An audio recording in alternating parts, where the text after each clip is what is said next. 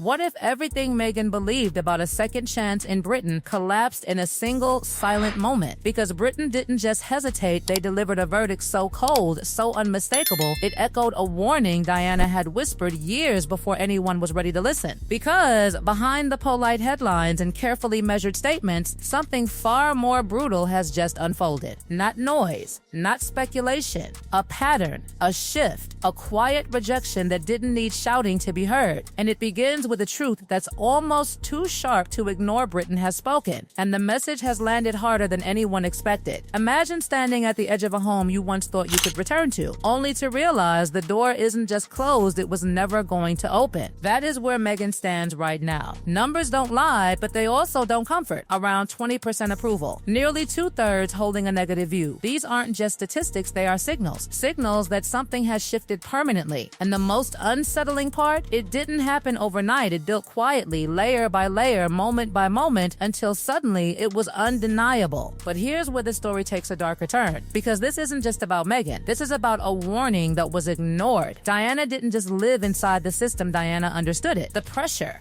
the spotlight, the way admiration could flip into criticism without warning. Diana saw it all before anyone else admitted it out loud. And Diana tried desperately to protect her family from repeating the same mistakes. Not with loud declarations, but with quiet truths. Serve first. Stay grounded. Don't let the spotlight become the purpose. And now, look closely. Isn't that exactly where everything began to fracture? Because what was supposed to be a hopeful return suddenly started unraveling behind the scenes. Plans were discussed. Conversations hinted at reconciliation. Harry, Meghan, the children returning together. A moment that could have rewritten everything. But something didn't align. The warmth wasn't there. The anticipation felt forced. And then the reaction came. Not from the palace, not from insiders, from the public. Cold, measured, final, and suddenly the reason shifted. Security concerns were mentioned. Logistics became complicated. But insiders started whispering something far more revealing. The real issue wasn't security. It was temperature. The emotional temperature of a country that no longer felt the same. And while all of this noise grew louder around Meghan, something else was happening in complete contrast. William didn't react. William didn't respond. William simply continued. Steady, controlled, focused, exactly the way Diana had shown him. No interviews, no dramatic countermoves, just presence, just duty, just quiet consistency that speaks louder than any defense ever could. And that silence, it's not empty, it's strategic. Because within the palace, the gap is no longer subtle, it's visible. William and Catherine moving forward with clarity, shaping the future of the monarchy with discipline. On the other side, the constant cycle of headlines, interviews, explanations, creating distance that feels harder to repair with each passing moment. Even Camilla's quiet distance has not gone unnoticed. King Charles attempting balance, trying to hold lines together that keep pulling apart. But how long can that tension last before something gives? Because this is no longer about one visit. This is about two completely different visions of what royal life should be. And the public has chosen, not loudly, not dramatically, but clearly. Because when approval drops this low, when reactions turn this consistent, it stops being a phase, it becomes a verdict. And that verdict carries weight far beyond numbers. It shapes decisions, closes doors, and redraws boundaries that once seemed flexible. And at the center of all of this stands Harry, not as a symbol, not as a headline, but as someone caught in a space that feels increasingly impossible. The pull of the life he built, the pull of the family he came from,